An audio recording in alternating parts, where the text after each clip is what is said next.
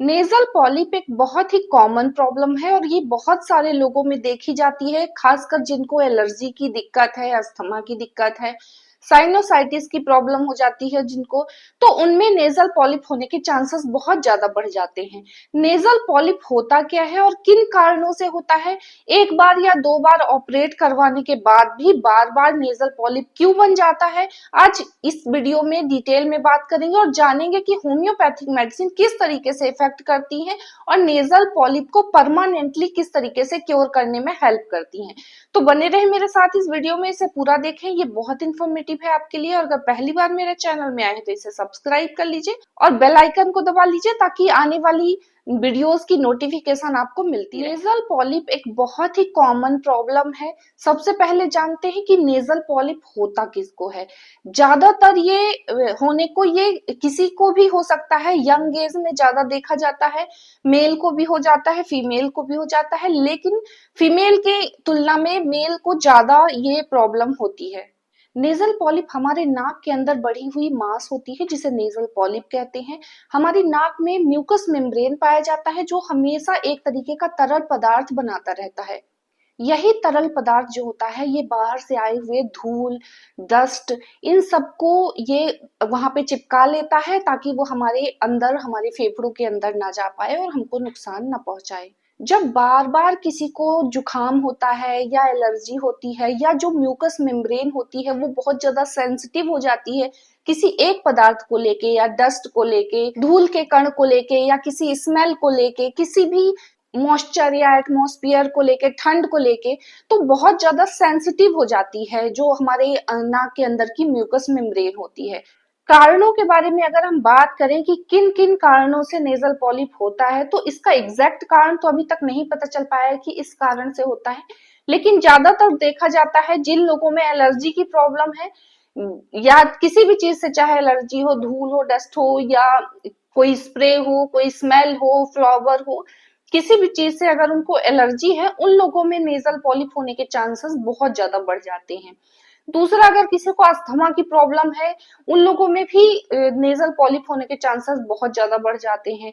Infection अगर बार बार हो रहा है, बैक्टीरियल या वायरल किसी भी तरीके का इन्फेक्शन अगर हो रहा है, बार बार सर्दी जुकाम हो रहा है, बहुत लंबे समय तक बना रहता है, उन लोगों में भी नेजल पॉलिप होने के चांसेस बहुत ज्यादा बढ़ जाते हैं। अगर किसी के मदर फादर में ये है कि उनमें नेजल पॉलिप की प्रॉब्लम रही है तो उनके बच्चों में भी ये देखा जाता है। नेजल पॉलिप होता क्यों है? हमारी नाक के अंदर जो म्यूकस मेम्ब्रेन होती है, जो हमारे नाक के अंदर की परत होती है, लाइनिंग होती है, वो हमेशा एक तरीके का तरल पदार्थ निकालती रहती है जो बहुत ही चिपचिपा होता है। ये इसका काम क्या होता है, हम जब भी सांस लेते हैं तो जो जितनी भी डस्ट पार्टिकल्स होते हैं, जो अनचाहे, जो हमारे लिए जिनकी रिक्वायरमेंट नहीं होती है, जो हमारे बॉडी के अंदर जाके हमको नुकसान पहुंचा सकते हैं, वो उनको चिपका लेता है और वो हमारे फेफड़ों के अंदर नहीं जा पाता। ये काम होता है म्यूकस मेम्ब्रेन का, वो हमेशा एक तरीके का तरल पदार्थ, चिपचिपा सा पदार्थ जो है हमेशा रिलीज करते रहते हैं। जब उस लेयर में बार बार सेंसेशन होता है या बार बार इरिटेशन होती रहती है, अगर आपको एलर्जी है किसी चीज से तो बार बार उस जगह पे बहुत ज्यादा इरिटेशन होती रहती है और हमारा जो शरीर होता है वो एक तरीके का डिफेंस मैकेनिज्म का काम करता है। अगर बॉडी को लगता है कि किसी बाहरी पार्टिकल की वजह से हमको दिक्कत हो रही है या हमारे जो इंटरनल ऑर्गन है उनमें इसका इफेक्ट आ सकता है, तो वो उस तरीके से काम करने लगती है, उसको अपने तरीके से ठीक करने की कोशिश करने लगती है, जिसकी वजह से वहां पे पॉलिप हो जाता है। तो अगर बार बार किसी चीज की अगर आपको एलर्जी है और वहां पे वो डस्ट बार बार आपके वो मेम्ब्रेन में जा रही है तो वहां पे पॉलिप बनने के चांसेस बहुत ज्यादा बढ़ जाते हैं। जिनको बार बार इन्फेक्शन हो रहा है, बहुत लंबे समय तक जुकाम बना हुआ है, नाक बह रही है, उन लोगों में भी ये डिफेंस मैकेनिज्म काम करने लगता है और वहां पे पॉलिप बनने लगता है। जिनको अस्थमा की प्रॉब्लम है उनमें भी यही प्रॉब्लम होती है, इरिटेशन जो है वहां पे बार बार होती है, जिसकी वजह से पॉलिप बनने के चांसेस बहुत ज्यादा बढ़ जाते हैं। अगर सिम्टम की बात करें, नेजल पॉलिप में किसी भी तरीके का पेन नहीं होता है, ये पेनलेस होता है, लेकिन ये जब बनता है तो बहुत स्मॉल होता है, बहुत छोटा होता है, धीरे धीरे वो बड़ा होता जाता है और वो आपके नाक के अंदर की छेद को धीरे धीरे बंद करने लगता है। पहले 50% बंद करेगा, फिर 60%, 70%, तो धीरे धीरे आपको सांस लेने में बहुत ज्यादा दिक्कत महसूस होने लगती है। दूसरा ये, क्योंकि आपके नाक के इस एरिया में बनता है तो आपको हेडेक, आपके सिर के सामने वाले भाग में काफी ज्यादा दर्द आपको महसूस होगा या हेडेक महसूस होगा, या आपको ऐसा लगेगा कि कुछ भारी सा आपके नाक में फंसा हुआ है। इस तरीके के सिम्टम आते हैं।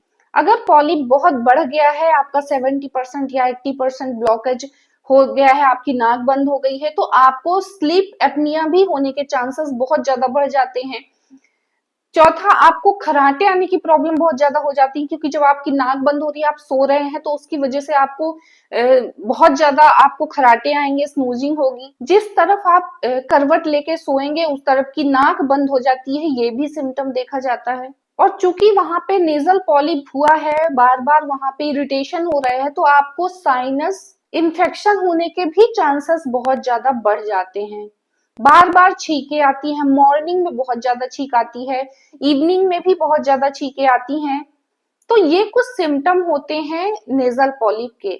अब जानते हैं होम्योपैथिक मेडिसिन के बारे में। कौन कौन सी होम्योपैथिक की मेडिसिन है? होम्योपैथिक में बहुत सारी ऐसी मेडिसिन है जो आपके अंदर की एलर्जी को ठीक करती हैं, आपके इन्फेक्शन को ठीक करती हैं और आपके बढ़े हुए पॉलिप को भी धीरे धीरे श्रिंक करके उसको हटा देती हैं। 3 से 4 महीनों तक अगर आप लगातार इन मेडिसिन को लेते हैं तो परमानेंटली आपको नेजल पॉलिप की परेशानी से छुटकारा मिल सकता है। ऐसे तो होम्योपैथिक में सिम्टम बेस्ड ट्रीटमेंट किया जाता है, सिम्टम बेस्ड मेडिसिन दी जाती है।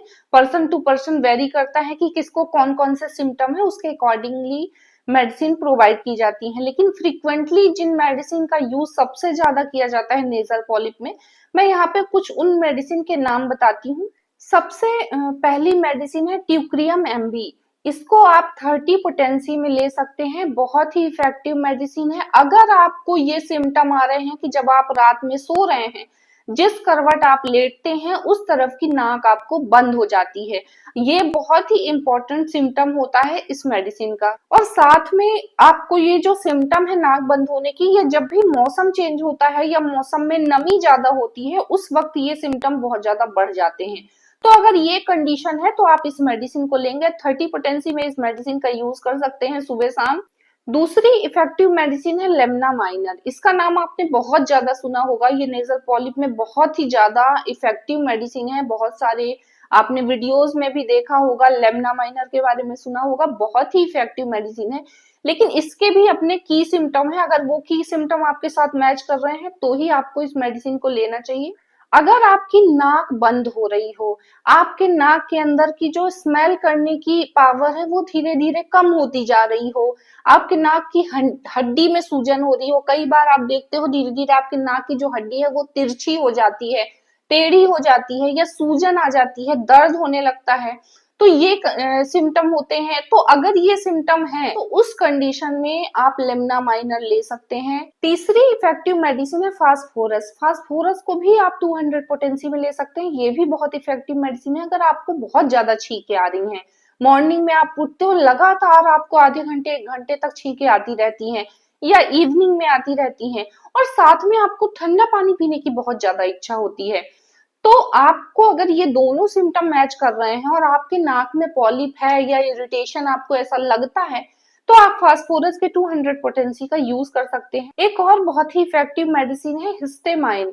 इसको भी आप 1 m पोटेंसी में वीकली दे सकते हैं। ये मेडिसिन आपकी जो एलर्जी है, आपको किसी भी चीज से अगर आपको एलर्जी है, चाहे वो धुएं से हो, धूल से हो, डस्ट पार्टिकल से हो, स्प्रे से हो, फ्लावर से हो, किसी भी तरीके की स्मेल से हो, तो आपको अगर एलर्जी की प्रॉब्लम है जिसकी वजह से आपको बार बार पॉलिप बन रहा है, तो बाकी मेडिसिन के साथ में एक एलर्जी की भी हम मेडिसिन चलाते हैं, तो आप इस मेडिसिन का यूज कर सकते हैं। वीकली आप इसको 1 डोज लें, धीरे धीरे आपके जो अंदर एलर्जी की प्रॉब्लम है वो भी धीरे धीरे ठीक होती जाती है, और आपको जो बार बार टेंडेंसी बन गई है कि आप एक बार उसको ऑपरेट करवाते हैं नेजल पॉलिप को और वो फिर से हो जाता है, तो इससे आपको परमानेंटली छुटकारा मिल जाता है।